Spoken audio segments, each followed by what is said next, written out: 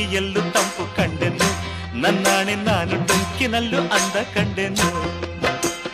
ಮಾವನ ಮಗಳು ನನ್ನ ಮೋಹಿಸಿ ಬಂದಾಗ, ಮಾವನ ಮಗಳು ನನ್ನ ಮೋಹಿಸಿ ಬಂದಾಗ, ಬೇವಿನಲ್ಲೂ ಸಿಹಿಯ ಕಂಡೆನು.